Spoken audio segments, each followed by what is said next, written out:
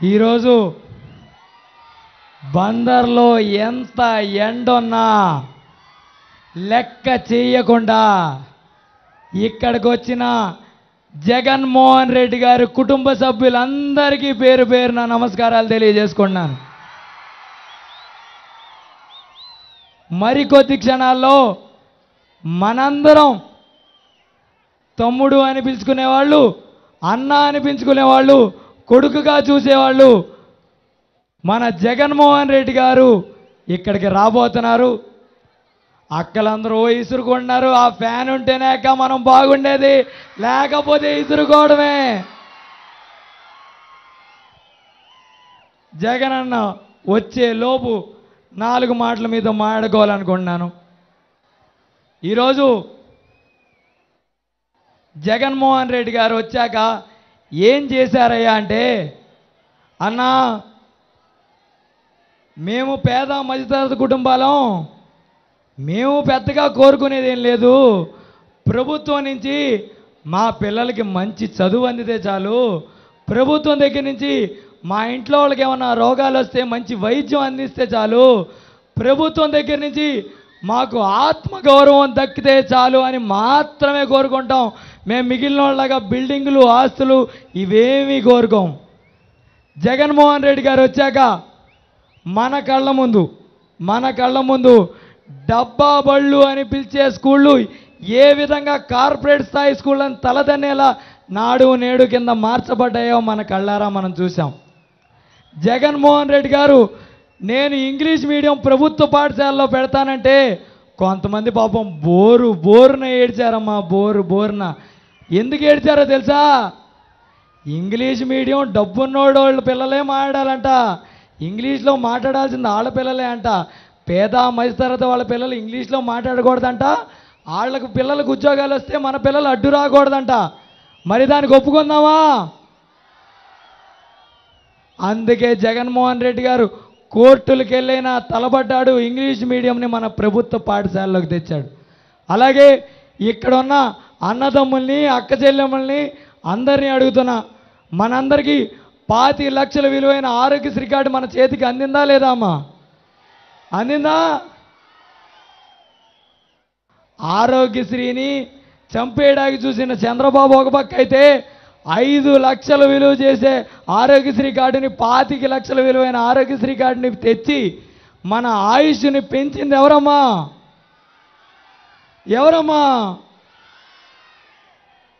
అలాగే మనం కోరుకునేది ఆత్మగౌరవం. ఎవరి దగ్గరికి వెళ్ళి ప్రభుత్వం నుంచి అందాల్సిన వాటికి ఎవరి దగ్గర చేయి చాచకూడదని మనం అందరం కోరుకుంటాం. అవునా కాదా? ఈరోజు జగన్మోహన్ రెడ్డి గారు వాలంటీర్ వ్యవస్థ, సచివాలయ వ్యవస్థ ఏర్పాటు చేశాక ఒక్క సర్టిఫికేట్కి కానీ దేనికైనా మనం ఎక్కడికైనా వెళ్ళాల్సిన పరిస్థితి వస్తుందా?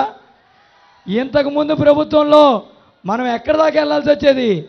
మున్సిపల్ ఆఫీసుల చుట్టూ, ఎంఆర్ఓ ఆఫీసుల చుట్టూ తిరిగే పరిస్థితి. ఒక మామూలు మధ్యతరగతి మహిళ ఒక మున్సిపల్ ఆఫీస్కి వెళ్తే మనకి పనులయ్యే అవకాశం ఉండేదా ఇంతకుముందు? కానీ ఈరోజు జగన్ గారు వచ్చాక ఒక వాలంటీర్ వ్యవస్థ, ఒక సచివాలయ వ్యవస్థ ఏర్పాటు చేసి మన ఇంటి దగ్గరలోనే సచివాలయ వ్యవస్థ ఏర్పాటు చేయడం ద్వారా ఈరోజు ఒకప్పుడైతే మనిషి చనిపోతే పెన్షన్ కోసం డెత్ సర్టిఫికేట్ తెచ్చుకోవాలంటే ఆ ఇంట్లో గృహిణి నెలలు తిరిగినా లంచాలు ఇచ్చినా ఇవ్వని పరిస్థితి. కానీ ఈరోజు ఇంట్లో మనిషి చనిపోతే దినం కార్యక్రమం లోపు డెత్ సర్టిఫికేట్ తీసుకొచ్చి 6 నెలల్లో పెన్షన్ శాంక్షన్ చేసి వాలంటీర్ వచ్చి నీకు ఇంటికి వచ్చి ఇచ్చి వెళ్తున్నాడమ్మా. ఎంతకంటే పేద మధ్యతరగతి కుటుంబాలకి ఆత్మగౌరవం ఏ నాయకుడైనా ఇవ్వగలడా? ఒకటే మీ అందరినీ అడుగుతున్నా, జగన్మోహన్ రెడ్డి గారు వస్తే మనం ఏ నాయకుడి ఇంటికి వెళ్ళక్కర్లా, ఏ ఆఫీసుల చుట్టూ తిరగక్కర్లా. జగన్మోహన్ రెడ్డి గారు డైరెక్ట్గా మన దగ్గరికి వాలంటీర్ని, సచివాలయ వ్యవస్థని ఏర్పాటు చేసి ఖచ్చితంగా మనందరికీ మంచి చేస్తారని మీ అందరికీ తెలియజెప్తున్నాను. అలాగే జగన్మోహన్ రెడ్డి గారు రాగానే యువకులందరి తరపున, ఇక్కడున్న తల్లులందరి తరపున జగన్మోహన్ రెడ్డి గారిని కొన్ని కోరికలు అడగదలుచుకున్నా, అది మీకు ముందలే లీక్ చేస్తున్నాను. ఆయనకి చెప్పే లోపే మీకు లీక్ చేస్తున్నాను. ముందుగా ఏదైతే జగన్మోహన్ రెడ్డి గారు మన కళ నెరవేర్చారో, అలాగే ఆయన అడగదలుచుకున్న కోరికలు చెప్తాను. కోరికలు చెప్పే ముందు మీకు ఒక్క మాట చెప్పదలుచుకున్నా. మామూలుగా ఏ రాజకీయ నాయకుడు వచ్చినా యువత ఓట్లు తీసుకోవడానికి యువకులు రాజకీయాల్లోకి రావాలి అంటారు. కానీ ఒక యువకుడు కష్టపడుతుంటే 27 ఏళ్ల కుర్రోడు కష్టాన్ని గుర్తించి జగన్మోహన్ రెడ్డి గారు సీట్ ఇస్తే ప్రతిపక్ష పార్టీలు నా మీద వేసిన ముద్ర ఏంటో తెలుసాక? రౌడీ అంటున్నారక్క. సరే పడ్డాను, ఓకే. కానీ యంగ్స్టర్స్ అంటే యువకులు, సరే మాలో ఒకడికి సీట్ వచ్చింది కదా, మా కష్టాలు వినే ఒకడు వచ్చాడు, ఆడ వెనకాల తిరుగుతాం, ఆయన గెలిపించుకుంటే మా కష్టాలు వింటాడని నాతో తిరుగుతున్న మీ పిల్లల్ని ఏమన్నారు తెలుసాక?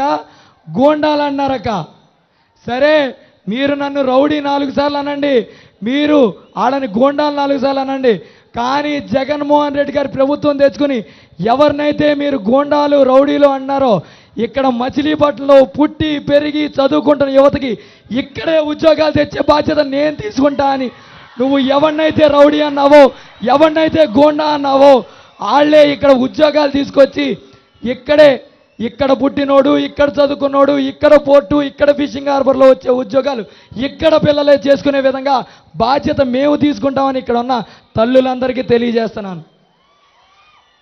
అలాగే మన తీర ప్రాంతం, మనకి బీచ్ ఏరియా చాలా ఉంది.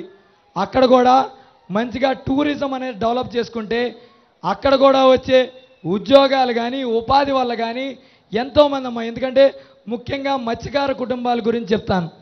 చాలామంది మత్స్యకారులు వేటకెళ్తే కానీ గడవని పరిస్థితి. వేటకెళ్తే ఆ రోజున్న సముద్ర పరిస్థితులు బట్టి వాళ్ళ జీవితం ఆధారపడి ఉంటుంది. వేటంతా సజావుగా సాగితే ఓకే, కానీ సముద్ర తీరం ఏమన్నా అటు ఇటుగా ఉంటే ప్రాణాలు పోయే పరిస్థితి. అటువంటి పరిస్థితిలో కూడా వేటకెళ్తా నా పిల్లలకి ఈ సమస్యలు వద్దు, నా పిల్లలు చదువుకోవాలని జగన్ గారు ఏదైతే గవర్నమెంట్ స్కూళ్ళు బాగు చేశారో ఆ స్కూల్లో చదివించుకుంటా ఒక నమ్మకం మీద ఉన్నారు. ఖచ్చితంగా మత్స్యకార కుటుంబాలకి అలాగే పేద మధ్యతరగతి కుటుంబాలకి ఒకటే చెప్తున్నాను, బీచ్లో టూరిజం డెవలప్ చేసి దాంట్లో వచ్చే ఉద్యోగ అవకాశాలు ఉపాధిలో 100కి 100% మన బందరోళ్ళకే వచ్చే ఏర్పాటు చేసే దిశగా నేను జగన్మోహన్ రెడ్డి గారిని కూడా విన్నవించుకుంటాను, మీ అందరికీ తెలియజేస్తున్నాను. అలాగే మనకి మెడికల్ కాలేజ్ ఒకటి శాంక్షన్ అయింది, అందరికీ తెలుసు కదా. మెడికల్ కాలేజీలో దానికి రిలేటెడ్గా ఒక మెడికల్ హాస్పిటల్ కూడా ఇవ్వడం జరిగింది. ఆ మెడికల్ హాస్పిటల్లో క్యాన్సర్ కేర్ సెంటర్ అనేది లేదమ్మా. అంటే పేద మధ్యతరగతి వాళ్ళకి క్యాన్సర్ రోగం వస్తే చూపించుకోవడానికి మనం ఈరోజు విజయవాడలో గుంటూరులో వెళ్ళే పరిస్థితి. ఎందుకు మనకు ఆ పరిస్థితి? ఏ బందర్కి ఎందుకో క్యాన్సర్ కేర్ హాస్పిటల్ రాకూడదు? ఈరోజు జగన్ గారిని అదే అడుగుతున్నానమ్మా, ఒక క్యాన్సర్ కేర్ హాస్పిటల్ బందర్లో పెట్టించండి సార్. మా ఊర్లో వాళ్ళందరూ క్యాన్సర్ అనే రోగం వస్తే ఎక్కడికి వెళ్లకుండా, ఏ విజయవాడో గుంటూరో వెళ్లకుండా ఇక్కడే ఉండి తన సన్నిహితుల మధ్య క్యాన్సర్ వైద్యం చేయించుకుని పూర్ణ ఆయుష్తో మీ దయవల్ల బయటకు వస్తారు సార్ అని అడగబోతున్నా. ఇది కేవలం మచిలీపట్నం వారికే కాదు, గుడివాడ, అలాగే అవినిగడ్డ, పెడన ఇటువంటి నియోజకవర్గాలు చాలామందికి ఉపయోగపడే అంశం. అది కూడా జగన్మోహన్ రెడ్డి గారిని అడగదలుచుకున్నాం. అలాగే మీలో విరాట్ కోహ్లీలు, రోహిత్ శర్మలు తెలిసిన వాళ్ళు చాలామంది ఉంటారు, ఉన్నారా? ఎంతమందికి సీకే నాయుడు తెలుసయ్యా? ఎంతమందికి సీకే నాయుడు తెలుసు మీకు? సీకే నాయుడు అనే ఆయన ఎవరో తెలుసా? మచిలీపట్నంలో పుట్టి ఒక క్రికెటర్గా ఎదిగి భారతదేశానికి కెప్టెన్ అయిన మొట్టమొదటి మనిషి, ఇండియన్ క్రికెట్ టీంకి కెప్టెన్ అయిన మొట్టమొదటి మనిషి సీకే నాయుడు గారు. సీకే నాయుడు గారు పుట్టిన చోటులో మనకు ఒక క్రికెట్ స్టేడియం అనేది లేకపోవడం చాలా బాధాకరం. కాబట్టి జగన్ గారిని ఒక క్రికెట్ స్టేడియం కూడా ఒకటి ఏర్పాటు చేయండి సార్. తద్వారా మాకు కూడా ఇక్కడ స్పోర్ట్స్ హబ్ అనేది ఒకటి ఏర్పాటు పడుతుంది. మా పిల్లలు కూడా రేపో మాపో దేశానికి ఆడితే మా బందరోడు దేశానికి ఆడుతున్నాడు రా అని మేము ఇక్కడ కూర్చొని మీసాలు మెలేస్తాం సార్. మేమందరం గొప్పగా గర్వంగా చెప్పుకుంటాం సార్. కాబట్టి మాకు ఒక స్టేడియం శాంక్షన్ చేయండి సార్ అని అడుగుదామని ఒక కాగితం రెడీ చేసి ఉంచా. ఆ కాగితాన్ని తీసుకొచ్చా. మీకు సాక్ష్యంగానే జగన్ గారు పైకి ఎక్కగానే ఆయనకి ఇది విన్నవించుకుని ఆయనకి అందిస్తాను. అలాగే మీకు ఒక్కటే చివరిగా చెప్పదలుచుకున్నానమ్మా, ఒక చిన్న కథతో ముగిస్తాను, వినండి. చెప్పనవద్దా? ఓకే, చెప్తున్నా. ఇప్పుడు ఒకడు కొత్తగా హోటల్ పెట్టుకున్నాడంట. కొత్తగా పెళ్ళికి ఎవరో పెళ్లి నిశ్చయించుకున్నారని వాళ్ళ ఇంటికి వెళ్ళాడంట. ఇంటికి వెళ్ళి అయ్యా మాకు ఈసారి ఈ పెళ్లి కార్యక్రమంలో భోజనాలు పెట్టేది మాకు కాంట్రాక్ట్ ఇప్పించండి అయ్యా అని అడిగాడంట.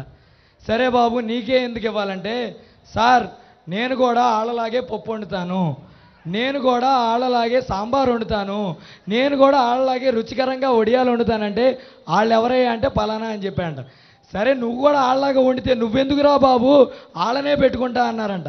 అలాగే మన చంద్రబాబు నాయుడు గారు ఎక్కడికి వచ్చినా నేను కూడా వాలంటీర్ వ్యవస్థను కంటిన్యూ చేస్తాను, నేను కూడా సచివాలయ వ్యవస్థను పెడతాను, నేను కూడా ఇంటింటికి పెన్షన్ పంపుతాను. అసలు ఇవన్నీ పెట్టే కాడికి నువ్వెందుకురా మా జగన్మోహన్ రెడ్డి గారు ఉండగా, అంతేనా కదా? ఒకటే మీ అందరికీ చెప్తున్నా, జగన్మోహన్ రెడ్డి గారు వస్తే మన పిల్లల భవిష్యత్తు బాగుంటుంది, మన ఆరోగ్య పరిస్థితులు బాగుంటాయి. డబ్బున్నోడు గబాల్ని ఏ ఆసుపత్రిలో వైద్యం ఎంత క్వాలిటీతో చేయించుకున్నాడో అంత క్వాలిటీ అయిన వైద్యం మనం కూడా చేసుకోగలుగుతాం. కాబట్టి మీ అందరినీ ఒకటే అడుగుతున్నా, రేపు 13వ తారీఖు ఓట్లు ఎలక్షన్ రోజు మీరు బూత్కి వెళ్ళంగానే చేయాల్సిన పని ఏంట్రా అంటే 3వ నెంబర్ ఎక్కడుందిరా అని ఎతకండి, 3వ సంఖ్య ఎక్కడుందిరా అని ఎతకండి. మొదట మీరు వెళ్ళేసే ఓటు ఎంపీ గారికి సంబంధించిన ఓటు, రెండో డబ్బా దగ్గరికి వెళ్ళి వేసే ఓటు ఎమ్మెల్యేకి సంబంధించి వేసే ఓటు. మొదట ఎంపీకి వేసే ఓటు దగ్గర డబ్బా దగ్గరికి వెళ్ళినప్పుడు 3వ నెంబర్ ఎక్కడుందయ్యా అని వెళ్ళండి. వెళ్తే అక్కడ సింహాద్రి చంద్రశేఖర్ గారు అని ఓ ఫ్యాన్ గుర్తు, మనందరూ గుర్తేంటి, ఫ్యాన్ గుర్తుతో సింహాద్రి చంద్రశేఖర్ గారు అనే పేరు ఉంటుంది. కళ్ళు తెరిచి ఫ్యాన్ గుర్తు పక్కనున్న బటన్ నొక్కివరండి. అలాగే అక్కడ వదిలేసి రామాకండి, మీ కిట్టు ఓడు ఉన్నాడు అని మర్చిపోమాకండి. పక్కనే ఇంకో డబ్బాకి వెళ్తారు. ఆ డబ్బాకి వెళ్ళంగానే రెండో డబ్బా దగ్గర ఎమ్మెల్యే ఓటింగ్ ఉంటుంది. ఎమ్మెల్యే ఓటింగ్ దగ్గర 1, 2, 3కి వెళ్ళంగానే ఎవరుంటారు అక్కడ, ఎవరుంటారు అక్కడ వినపడతలా? పేరుని కృష్ణమూర్తి కిట్టు అనే పేరు మీకు అక్కడ కనిపిస్తుంది. దాని పక్కన మనందరి ఫ్యాన్ గుర్తు కనిపిస్తుంది. ఆ ఫ్యాన్ గుర్తు మీద ఒక్కసారి మీరు బటన్ నొక్కి రెండక్క చెప్తున్నా, దేవుడి సాక్షిగా చెప్తున్నా, మీ అందరికీ తమ్ముడినై కూర్చుంటాను. ఖచ్చితంగా ప్రతి ఇంటికి వస్తాను, ప్రతి కష్టాన్ని వింటాను, ఖచ్చితంగా మీ అందరికీ అందుబాటులో ఉంటాను. ఖచ్చితంగా చెప్తున్నా, మీ అందరూ నాకు ఒక్క అవకాశం ఇస్తే ఖచ్చితంగా ఆ అవకాశాన్ని సద్వినియోగపరుచుకొని మీ పిల్లల భవిష్యత్తు కోసం కృషి చేస్తా, మన బందర అభివృద్ధి కోసం కృషి చేస్తా అని మిమ్మల్ని అందరినీ సవినీయంగా వేడుకుంటున్నానక్క. నా కోసం ఎంపీ ఎమ్మెల్యే 2 ఓట్లు ఫ్యాన్ గుర్తు పైన ఓటేయాల్సిందిగా అందరినీ కోరుకుంటున్నానక్క. ఎందుకంటే మీకు సేవ చేసుకోవాలని, మీకు సేవ చేసే అవకాశం మీరు ఇవ్వాలని కోరుకుంటున్నాను. 3వ నెంబర్ పైన ఎంపీ గారిది, 3వ నెంబర్ పైన ఎమ్మెల్యేగా నేను నుంచున్నాను.